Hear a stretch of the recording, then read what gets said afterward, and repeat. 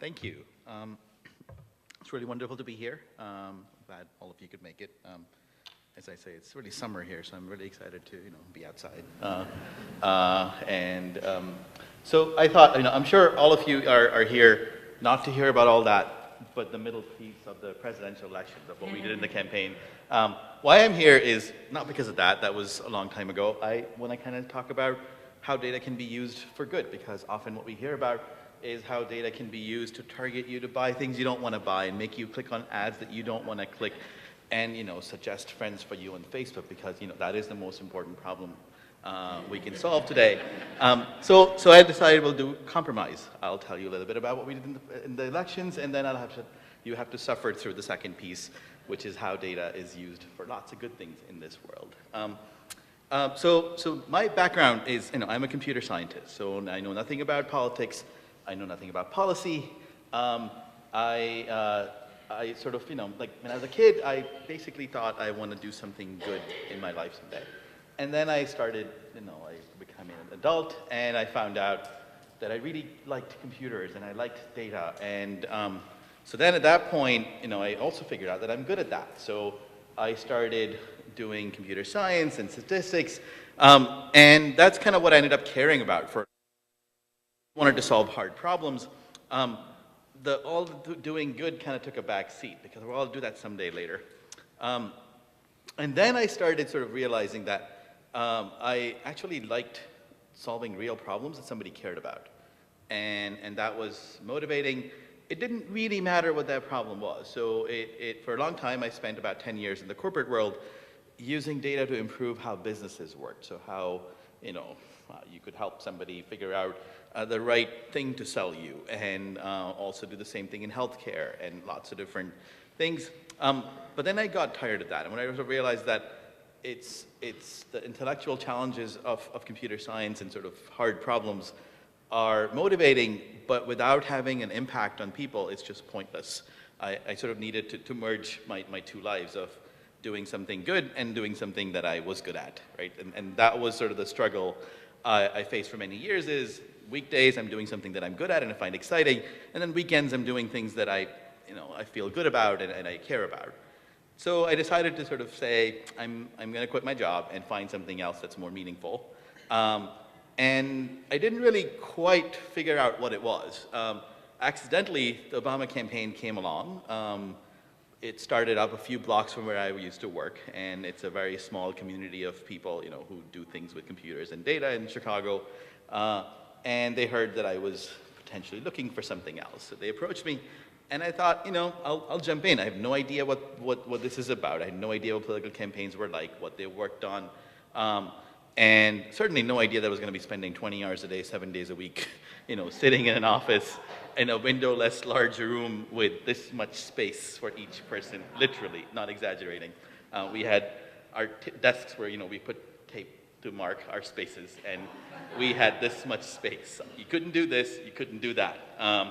And it was a room about half the size and about 50 of us. So that was a year and a half of the campaign.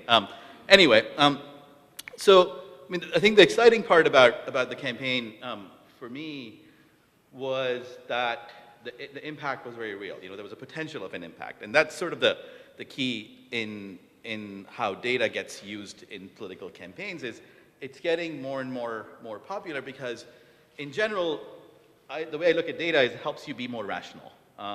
And if you're more rational, you're arguably making better decisions. And if you're making better decisions, you are more likely to succeed. And a political campaign is basically a lot of different decisions. In certain cases, we made millions of decisions. But at a very high level, the way we use data in the campaign was to basically increase our chances of winning. It wasn't necessarily designed to get us more votes, because you could win by getting just the right votes, not more votes, right? You could win by, so if you could imagine just winning 12 different states in the country and winning the elections. That doesn't happen because, again, those states are California, New York, Texas, so you can't really win all 12, they're big states. But you can imagine doing that. So what we did with data was that figured out what is our objective. And our objective is to get more than half of the electoral votes. It wasn't to win more votes overall. It wasn't to win 80% of the votes in Ohio or Pennsylvania or North Carolina. It was just to win 50.1%. Because if you get 50.1, you get all the electoral votes for a state. So you can even imagine that if you got 55 in a state that was a swing state and lost the election, you've basically screwed up. You spend too much money, too much resources in that state, you shouldn't have done that. And so basically we use data to kind of figure out how much money are we allocating in each state? And by money, I sort of in general mean resources, right? How many volunteers are you putting in a particular state?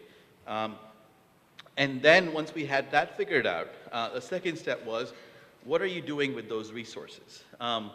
And the way we looked at the world was we sort of looked at, we have all these different voters. And the way you can win elections and win votes, there are only 3 ways you can do that. You can register new people to vote. And if you do that, you get a completely additional vote. Now, you have to make sure that the people you're registering are likely to vote, more likely to vote for you than the other side, because otherwise you're giving away a vote. The second way you get a vote is you persuade people, which is the part which the big media attention is on, are the swing voters. And that's a very small number of people. You've got very, very few people who can actually be persuaded.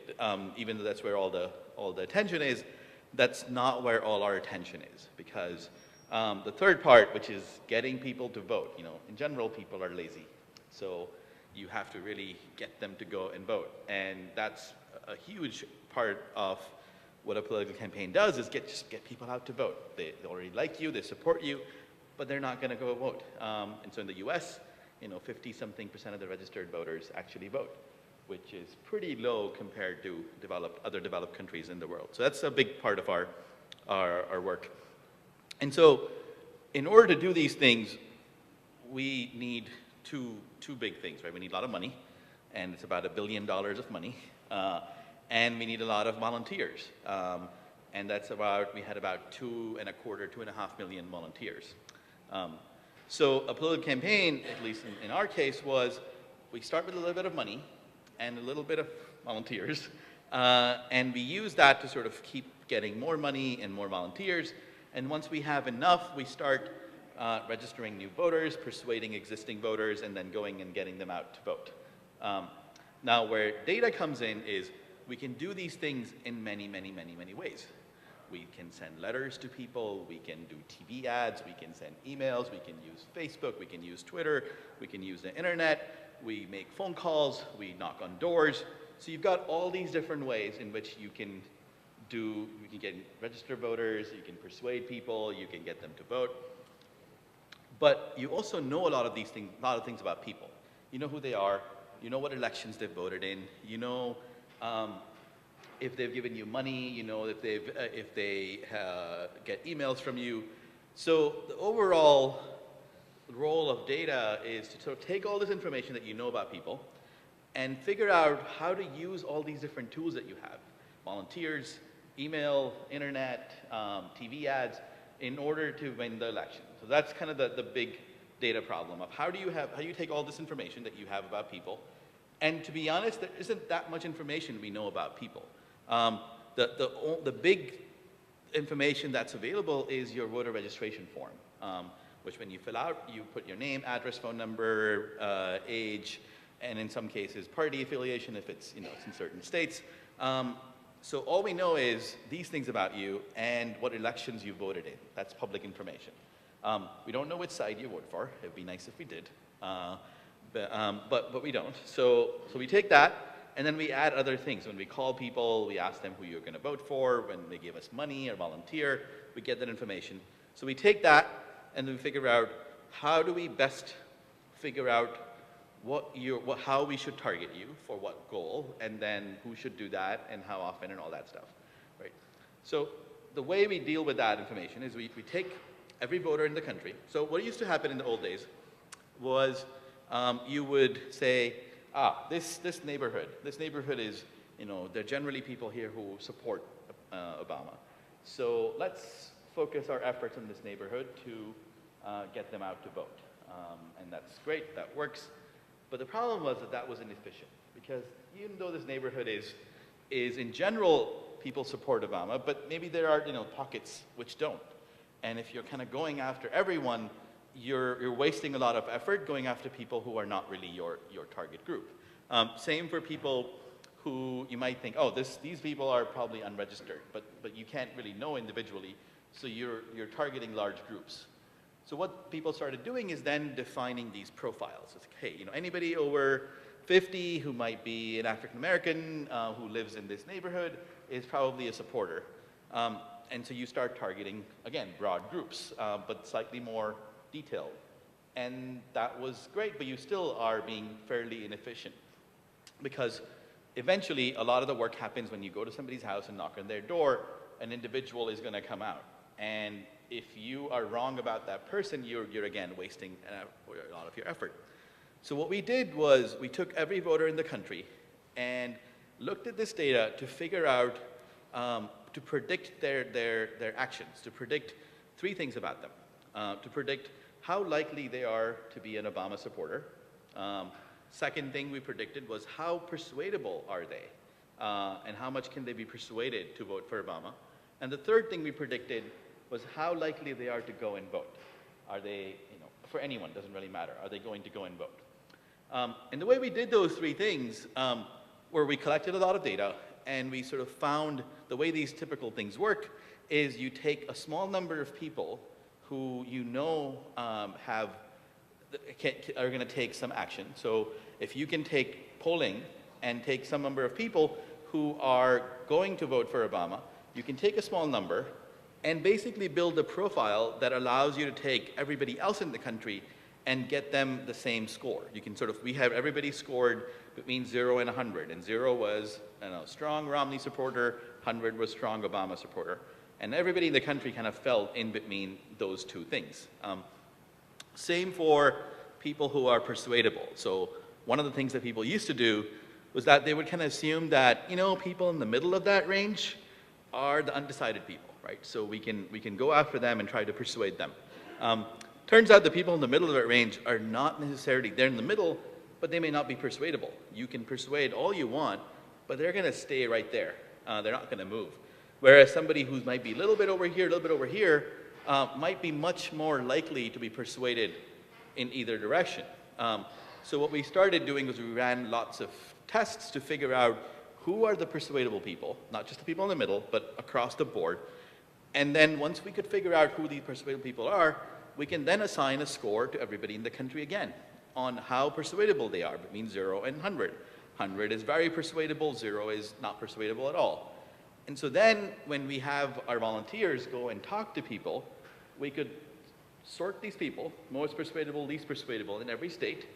And in every state we'd start from the top and go down, talking to everybody based on what their score was. And the third score we had about people was how likely they are to go and vote. And the way we use that data is then, you know, now imagine the world where I only know if you're a supporter and if you're going to vote. So now if you break the world down into four buckets, right? There are people who are not supporters, not going to vote, supporters going to vote, supporters not going to vote, and supporters going to vote. So there are these 4 kinds of people. Now, somebody who's not a supporter and not going to vote, ideally what you want to do with them is get them to first support you and then go and vote. Now, that's a lot of work, and that's a lot of money, and that's a lot of resources. If you're going to do that, you might not be able to do other things. So what you do is kind of just leave them alone, because it's just not worth the effort. You don't have the money, you don't have the resources. If you had infinite amounts of money, you would do that, right? But you don't. So you move on to the next bucket, and the next bucket is people who are not supporters and definitely going to vote. Most of them, it's very hard to persuade them to change their mind, right? You're not going to get them. So what you do is find the small sliver of people who you predicted are persuadable and target them to try to switch over their support to support you. The third bucket is people who are supporters and not going to vote. And those are people interesting. Those are people who, you know, are excited about Obama, really think he's got the right policies, but they're lazy. They're not going to vote. So what you don't want to do with them is tell them good things about Obama, because they already believe you. That's not going to change their mind. What you do with them is try to figure out, how do I get them to vote? So the messaging is more around, why voting is good for you, and why voting is good, but not as much about Obama. So what we do there is we try to do experiments. Try to figure out, what can I tell people that will make them more likely to vote? So we try things that are often, there's this whole area of behavioral psychology, which is basically persuading people to do things. And one of the very simple things that people do, it's called social proof. And the way it works is that you tell people, if you tell people a lot of people are doing something, they're much more likely to do that, right? So take this completely ridiculous example, which is actually true. So you tell people, you know what, nobody's voting in your area. Your vote really, really matters. You should go and vote. And compare that to, everybody's voting. Your vote really matters. You should go and vote. This one wins. More people vote if you tell them this. Even though factually, this one is more correct, right? Because if not enough people are voting, your vote matters more. But people get more persuaded by saying, everybody's voting, your vote matters, you should go and vote. So we sort of take those kinds of, we do those experiments to figure out, does it actually increase people's likelihood of voting? And if it does, we then use our volunteer training to help them train them to say what to say to people when they go to these, have phone calls or conversations. Another tactic is called make a plan. And so the way it goes is you go to, a volunteer goes to your house, knocks on your door, you open the door and say, hey, elections are coming up on Tuesday, just wanted to remind you and ask you if you knew where your polling location was. And you're probably gonna say, yeah, I know where it is. So then they're gonna ask you, okay, are you going there by bus? Are you driving? Are you walking there? And you start thinking, do I really know where it is? How was it? And like maybe you'd say, yeah, I'm gonna walk there. And you say, okay, great. Are you gonna go before work? Are you gonna go lunchtime or after work? Then you start thinking, okay, well, I've got a meeting at lunchtime. I need to pick up my kids after work, so probably I'm gonna have to go before work. And so what's happened during this interaction is your probability of voting has increased during this interaction. You are much more likely to vote after this than before this.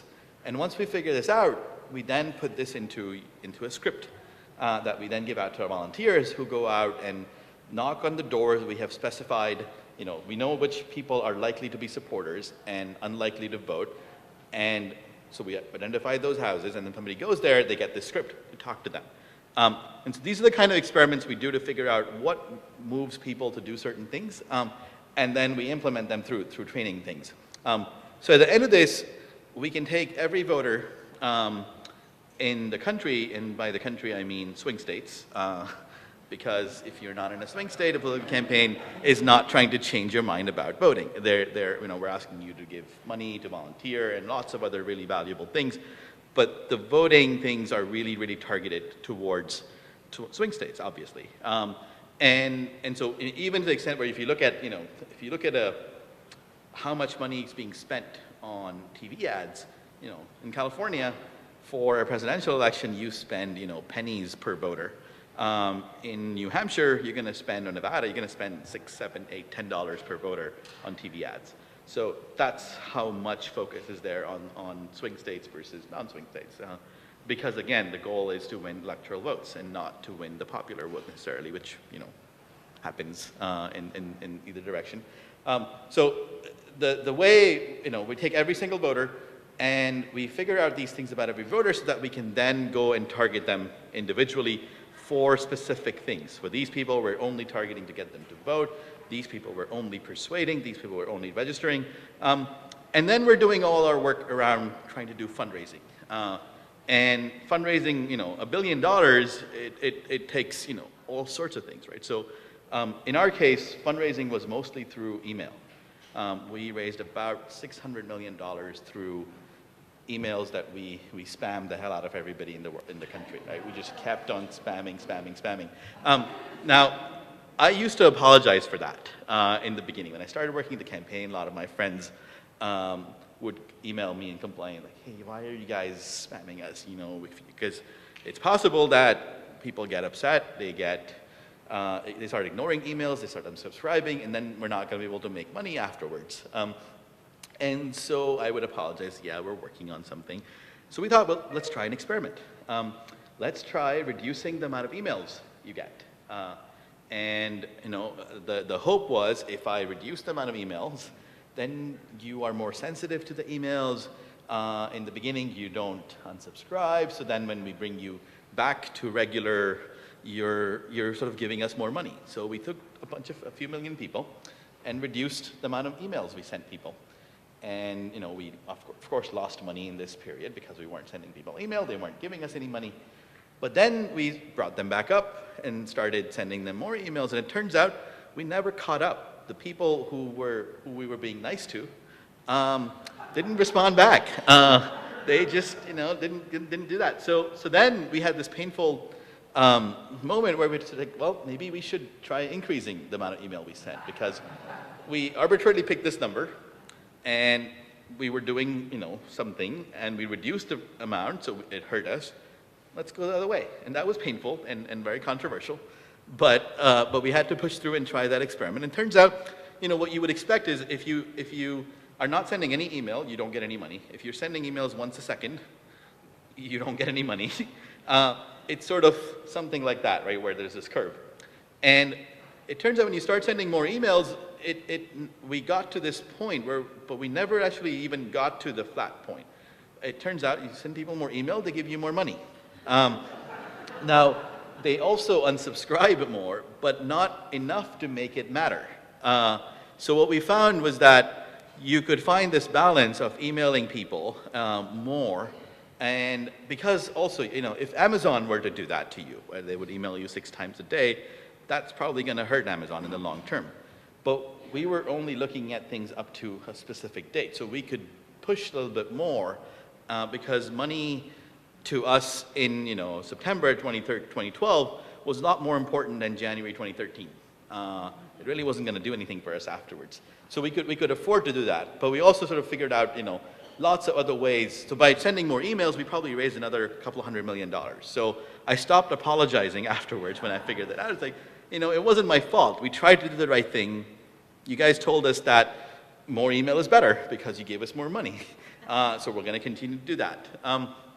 Another way we used sort of, one of the things we were really struggling with in the campaign was reaching younger people, because most of our efforts were really, you know, TV ads and direct mail and phone calls and knocking on doors, and all those things were really you know, who is, you know, under 30 and has a landline phone, or at home in daytime, or watching live TV in most cases, right? That's just not, so we really were having very hard time reaching younger people. And you know, as much hype as you hear about the Obama campaign and social media, our social media plan was put something on Facebook and see what happens. For a long time, we just kept putting more and more things. And so what we did was we built this tool which was really on top of Facebook, the same way we would do things in the field, where we would ask people, hey, talk to these friends or neighbors or relatives about this particular thing. We built the same thing online, where we got people to give us access to their Facebook information, or who their friends are. We could look at that Facebook friends and figure out which friends should you talk to, and which friends can you influence. Because if I have 600 friends, well, they're not really all friends. They're people I might have met once. I really don't even like them. They might be an ex-boyfriend or a girlfriend. I don't want to talk to them. So who are the people you can really influence? And in real life, that's very hard to know, because I can't really look at the people you can influence easily. I have to sort of look at each person and spend a lot of time. Whereas in the Facebook world, I can take everybody, and if they allow me to see their friend list and how they interact with each other, I could predict that you are very influential with these 6 people. So what we would do is we would run campaigns such as, you know, if registration in Ohio was ending tomorrow, we would say, hey, it's ending tomorrow, here are 6 friends who live in Ohio, are probably not registered to vote, will probably vote Democrat if registered, and we think you are influential with them. Can you ask these 6 people to go register tomorrow? We could do that for registration, we could do that to persuade people, we could do that to get them to vote. And so we were basically, everything we would do on the field we tried to copy that and do it online because we could be reaching very specific set of people that we couldn't reach otherwise. And so once, all these things were we sort of figured out that you can take all these people who are passionate about a cause, which was Obama and the elections, and really direct their passion in very targeted ways using data and using technology.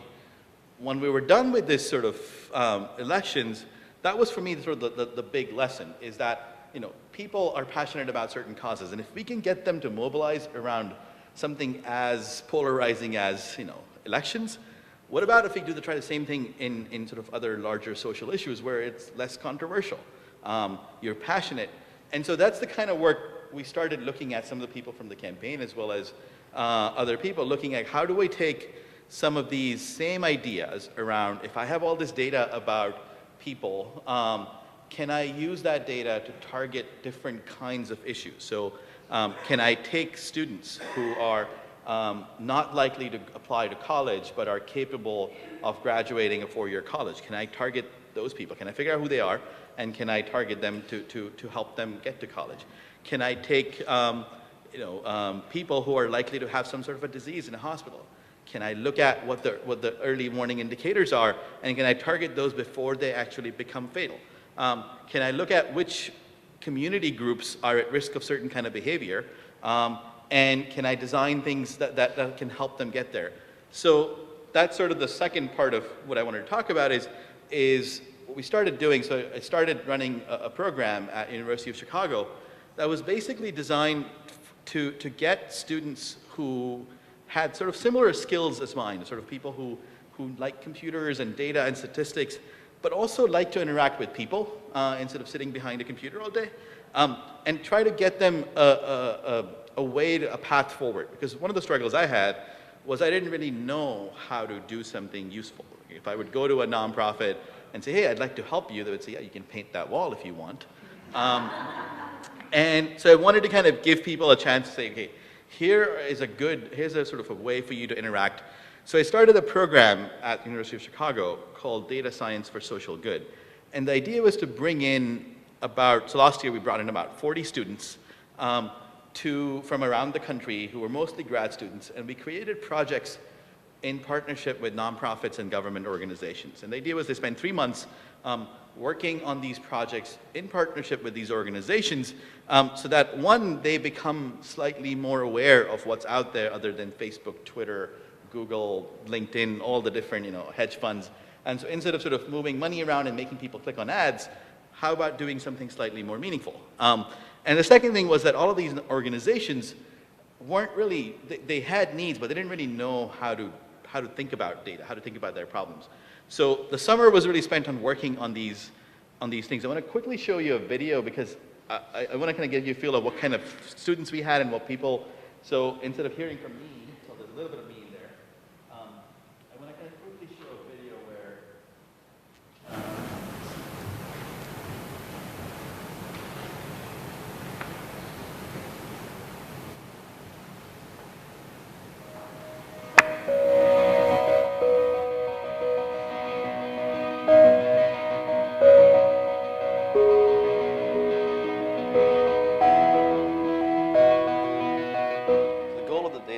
for Social Good Fellowship is really to take data scientists and train them to work on problems, to solve problems that actually matter. And what I mean by that is people who have computer science and statistics and economics and policy and analytical skills, giving them an environment where they learn how to not only solve real problems, but focus on problems that have social impact in areas such as education and energy and healthcare and transportation and public safety.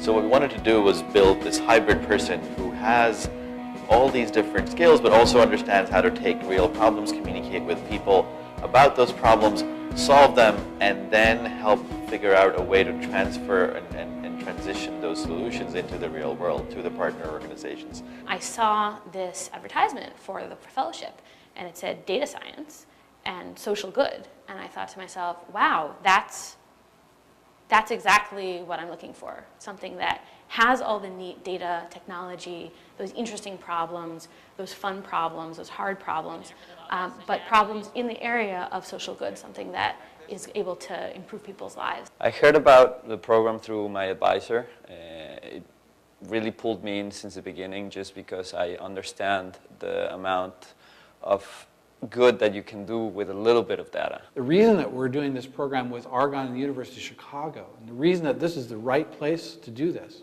is that this is one of the few places where we have the right expertise in the systems sciences and in the social sciences to bring together and to answer these questions in a way that's much more holistic than just looking at one or the other.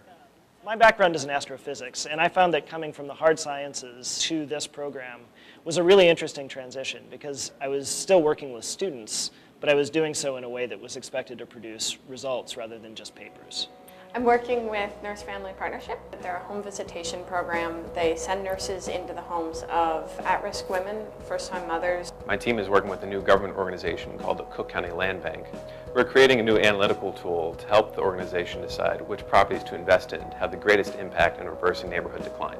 Our project this summer was working with Mesa Public Schools to identify cases of missed educational opportunities and ensure that students go to colleges that best serve their educational potential. My team is working with the CTA. We're working on a problem that affects a lot of people around many cities, which is crowding on buses. There have been a lot of learning lunches, a lot of talks, and a lot of just person-to-person opportunities to hit the whiteboard and to be learning different programming tools, different packages within tools. A lot of people, when they came in, they really cared a lot about technical problems. And what you sort of notice is they start talking to our partners, they go out in the field and see how these things get implemented, how the data is actually collected. So they went from thinking of a spreadsheet or a database as a data set to actual people behind them, actual stories. The goal is to provide these women with a source of support and health education. Hopefully, this will make bike share a more viable part of our public transit system. By inferring a lot of these funding relationships, we let nonprofits spend a lot less time searching for information on the web and actually doing the work that they're trying to do to make the world a better place. Thank you for your time. We started off from such different backgrounds, from such different parts of the world, and we've really come together with this common purpose and goal. You'll spend your mornings at City Hall working to understand the problem the city faces, then afternoons coding together as a team trying to solve that problem. Each day is so full and fulfilling, you can't wait for the next one. I can't think of a better way to spend your summer. I wish I could do DSSG for the rest of my life, honestly. It's been a lot of fun, and this is the kind of work I want to do. I'm interested in applying quantitatively grounded analyses and ways of thinking to problems that, really keep me up at night, to problems that I think really matter.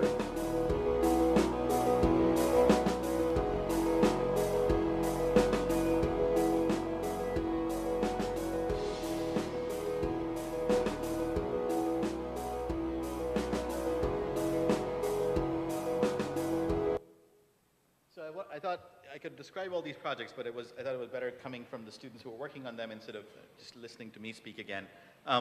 But I think that the bigger picture for me was trying to get people an idea of how data and technology can be used to do good things, right? Because we're often hearing about, as I said, all the things people are doing in targeted advertising and data mining and the government NSA snooping on our data and all those different things.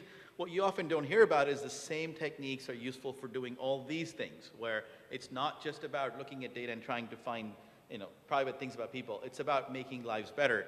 And by using data, you really are able to do that in a much more effective way, because a lot of people mean well, but they don't know where to target their efforts. And I think the key with data is that you can target your efforts in the place where it can have the most impact. So you're not wasting effort, just like we did in the Obama campaign, just like retailers do and marketing people do, in trying to find the people who are likely to make use of services. Nonprofits and governments are exactly in the same place. So right now, we're working with a lot of different city organizations who have services they provide that they want to target in the right places. They don't know which ones to do first. So we're working with public health department in the city of Chicago. And one thing they often struggle with is when there's an emergency happening, where should they target their efforts? They sort of just go with whoever calls first, right? Whoever's calling first gets the first response. And what they should be doing is being more proactive and saying, well, where are people with the most need who may not even be calling? And if I can start targeting those people, I can be a lot more effective. So that's kind of what I thought I'd describe to you, some of the work that we did in the Obama campaign around how do we take a sort of a larger goal of winning an election and then kind of translating that to how do I interact with each individual, but then taking the same idea over into the policy space where we figure out what's my larger goal. Is it a better society? Is it better educated kids? Is it healthier kids, healthier adults? And then apply the same kind of ideas around, can I target people at an individual level? Can I predict what they're going to do next? And can I design interventions that can help improve things for everyone? And hopefully by using data and kind of working in partnerships, because it's not, data happens to be a tool, right? It's not the actual, the real work is really happening on the ground with community organizations. So how do you marry the two? How do you let community organizations do what they're really good at is interventions and to design these programs, but how do you help them target the programs using data? That's sort of the kind of idea that we're working on, both at the university as well as other things. So I'm happy to take questions, answer any other questions you might have, and I'll be around a little bit later as well. So thank you.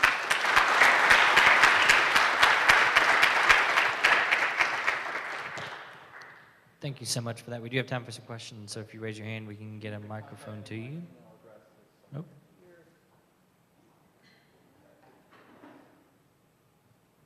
Yeah, if you need to contact me, feel free to email me afterwards as well.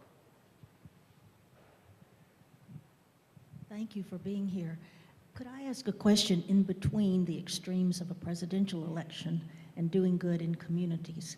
Have you had experience with using these principles relating to state or local ballot issues, some of which may not be popular, but may be for the public good? I personally haven't done anything kind of in between in that area, but I think it depends on, so a lot of people are looking at how do they apply something that was done at a very massive scale in a presidential election, how did that happen at a slightly lower level. And some of those are certainly reasonable to think about. Some of those are just things that it's not possible to do at that small scale. So the larger the scale, the easier it is to use some of these techniques. And the smaller it is, the less efficiency you gain from doing it through these types of tools. But there are people looking at that. I haven't really done that much work there, but happy to sort of talk afterwards and tell you more about that.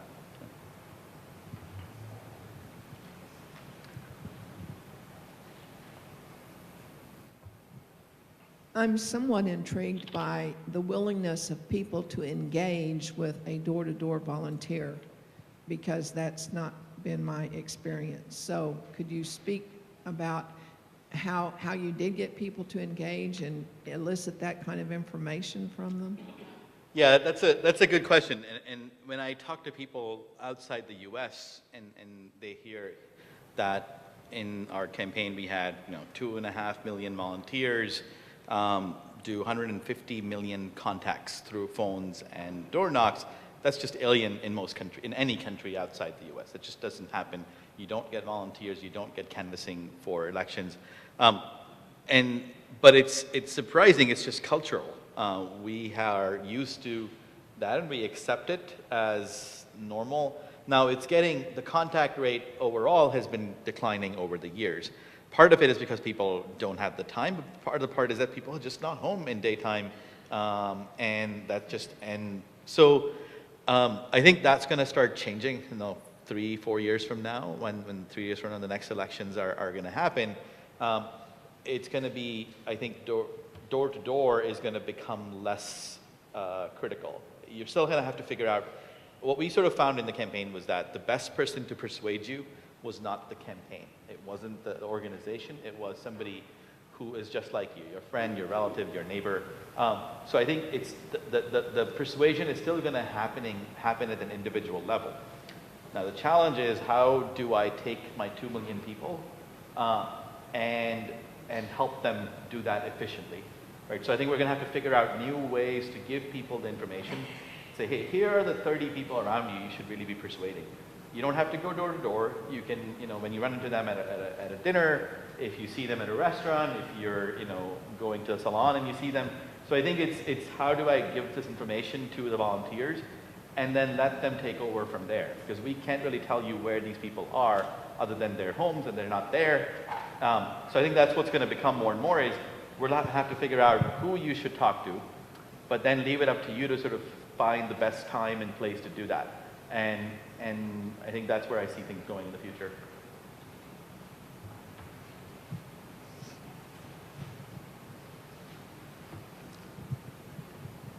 Hi, I know from reading some of these books that I know that we still tend to think of campaigns and how well they're doing as being based on polling data, like where you make telephone calls, you've got a poll coming back in, and that's how you say, okay, we're up 5 points versus our opponent. And from what I've read in other books and similar instances like Sasha Issenberg's book, is that you're not using this model, you're doing something different to determine how well are we doing in the polls.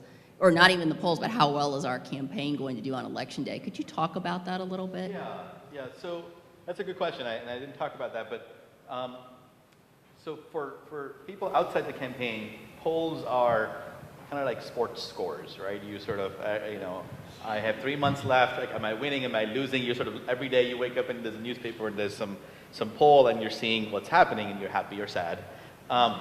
For us, so one thing, those polls are kind of mostly random. They're random because they are done on a very small number of people. So you see random fluctuations. Internally in the campaign, the way polls were for us, the way we were looking at the world was pretty flat. We were sort of going that way for a long time. And then we had, Romney said 47%, and we started going up. And then Clinton gave a speech. We went even there. And then the first debate happened. And that happened. And that point was critical because we didn't know it was just going to do that or it's going to flatten out again. So that's where the polls for us was sort of, we would do our own polls. And still the best way to figure this out is polling, but we wouldn't just do random phone calls, which is what a lot of people, the random polls are random phone calls. We would call specific people and a certain number of people and balance out our so if you call people, if you call people in daytime on a landline phone, you get slightly older people than average, so you miss younger people. If you call people in English, you get people who speak English, so you again have a biased sample. So what you do is you try to correct for that and say, hey, I'm going to try to figure out, instead of getting, if 20% of voters are younger people, I'm going to poll 40% of them because half of them won't respond to my calls. If 20% of the population is Hispanic in the voting population, I'm going to poll twice as many. Especially the younger Hispanic people, I need to get a lot more so I can fix my answer at the end and get the right answer. So we spent a lot of time. We had a team of people who were just looking at how to do better polling and get the right answer. And it turned out at the very end, when we compared our answer to the truth, we were much more accurate than pretty much any poll out there. But that required a lot of time and a lot of effort. And especially it needs to be done very quickly, right? So at the very end, when we're doing this, we need to decide where we're putting our resources, which states are we doing that in, and should we focus on, should we panic because it's going to change sides, or should we just say, we're doing the right thing, let's continue going? And we were basically able to run those polls really quickly and predict that we're going to be fine. We don't need to panic and change our strategy because the people, we were artificially inflated in the middle. The people who we predicted were persuadable got persuaded just for the other side, but we'll be fine if we just keep going. And that was because we were able to adapt to that pretty quickly. Yes, sir. Coming to you. Would you talk a little bit about data quality and the level of sophistication that an organization has to have in that area in order to do a successful project? Yeah. The easy answer is, any data is better than no data. So if you had perfect quality, no data versus not perfect, lots of data, I'll take lots of data over no data. But that requires having smart people who can make sure that that data is useful, right? So for example, a lot of people these days are sort of, Twitter it has become, like, everybody uses Twitter for strange things. So there are a lot of city governments who look at Twitter and say, including Chicago, where say, oh, I'm going to use Twitter to figure out where food poisoning is happening. And it turns out food poisoning only happens in sort of richer, whiter areas. Like, so that's interesting. How does that happen? I should really look at more restaurants in this area because those are the restaurants that have food poisoning. Well, it turns out you're using Twitter. Who are you going to get complaining on Twitter? So lots of data, but not bad quality, but you just don't. So you can take the same data, combine that with food inspection data, and figure out the right answer of where it's actually happening, but then you need people who are looking at that. So data quality is absolutely critical, but not something you should, I think in the beginning it's let me collect as much as I can. So in the Obama campaign, we spent a ton of time putting data together, right? So we had data coming from voting records, we had data coming from fundraising, volunteer records, from our TV spending, our email systems, and pretty much the first thing we did was let's put it all together. So this person we can see has voted for, even each state has their separate voter databases. So we had to put all of them together because this person who used to live here has now moved to this state and has now moved to this state. Putting it together to say, they've voted in the past 6 elections as opposed to, this person has never voted before. And then even when doing fundraising, we would do silly things like, we sent emails to somebody saying, somebody just gave $10,000 in an event yesterday, and then we emailed them the next day saying, hey, would you please give us $5 or more? And that person would rightly, complain, I just gave you $10,000. What are you talking about? Because our data was, there was a database for events and there was a database for email, and this person had never given the money on email. Just by putting it together and asking for the right amount raised us another probably $10, $20 million. Now, it's not a huge number, but a small effort of just putting things together gives you pretty good ROI in a lot of these things. So it's important to have good data, but it's not a limiting factor to get started, because once you get started and start doing things, you can prove the value of that data and then kind of get more investments to then improve the data and keep going. I'm going to come to you next. I've got a follow-up to that was just popped in my head. I'm sorry, we'll get to you next.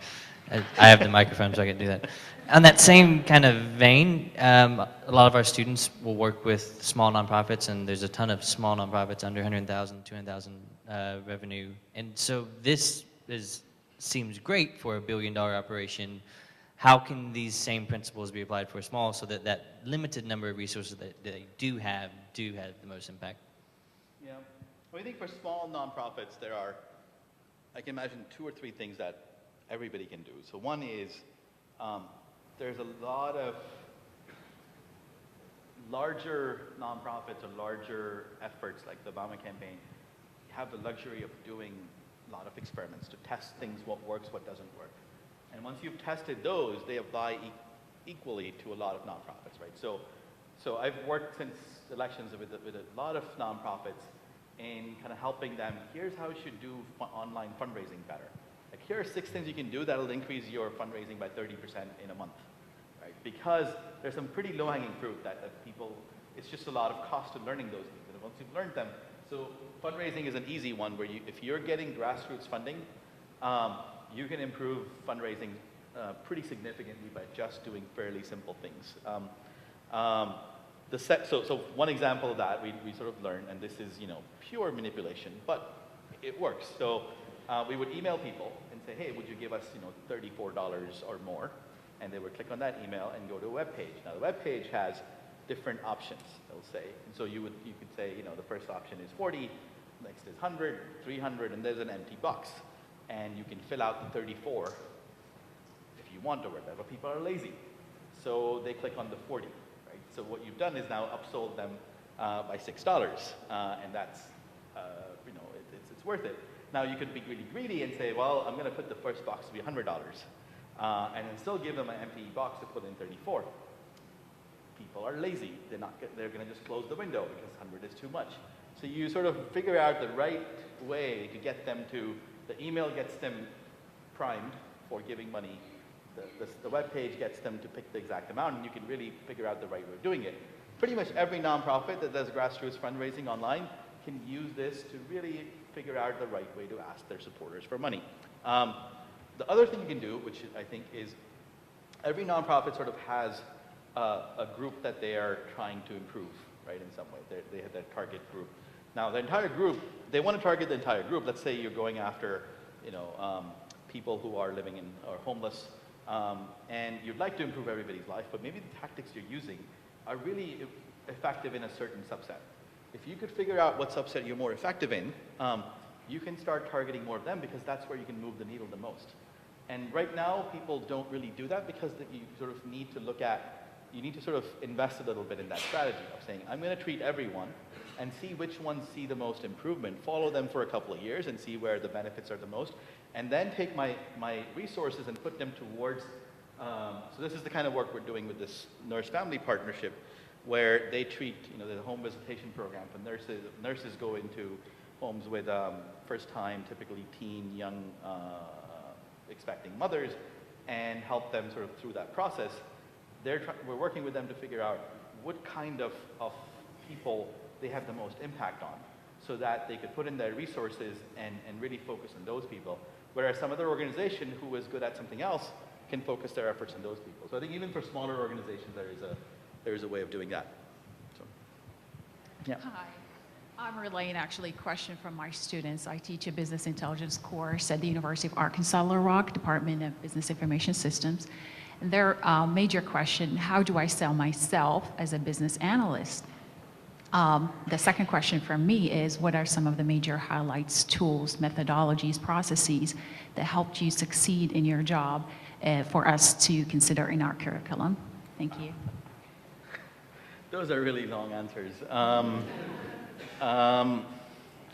Yeah, maybe we can talk afterwards about, I mean, there's no short answer to that. But we can talk afterwards after we're done. So, any short questions? One short question? How do I change the world? One short question. I don't know if this is short or not, but how did you end up at the University of Chicago with this program? Yeah, fairly randomly. So I live in Chicago. The University of Chicago is in Chicago.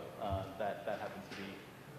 I think the main reason for me of ending up there was the program kind of happened independently of the university. I decided I want to do this program. Eric Schmidt, who's the chairman of Google now, he decided, he was around in the campaign quite a bit, so we were chatting about what I'm doing, and he said, oh, I'll fund this program if you want. So that was nice. He's funding it again this summer, so it's without the funding, none of this could have happened. But Chicago was an interesting place because it had all the social science infrastructure already there. It's a really strong quantitative social science place where people are working in economics and sociology and the policy school. And that's the kind of, the point of the program was to bring people together from different areas. So going into a strong engineering tech university was not the right place to go because you need to bring these things together. Chicago happened to have, I can bring in the tech side of things, I can't bring in the policy, the social science. So that happened to be a really nice mixture of the right place for that. And then the second thing that was sort of attracted me to Chicago is, as a city, it sort of, we struggle with some of these problems that are local. And there is enough infrastructure there that have been collecting data. So the ideal organization that we were working with would have sort of, problems that have huge impact, but they've sort of done the first piece of they've started collecting data, but don't know how to take the next step. And that's kind of how one of our partners, the Mesa Public School, came to us and said, well, we've spent the past few years, a lot of our kids go to this community college that has a 12% graduation rate. We think they can do better. We've been spending the past 7 years collecting this data, and then we bought a copy of this software called SPSS, which is a stats tool, but we don't know what to do with it. Can you help? So I think that was also Chicago as an infrastructure that had been collecting information, but hadn't done anything with it. So we were able to kind of go in and do some of these things pretty quickly. Well, thank you so much for coming to the Clinton School. Thank all of you for coming out this afternoon. And please come up and visit with them after.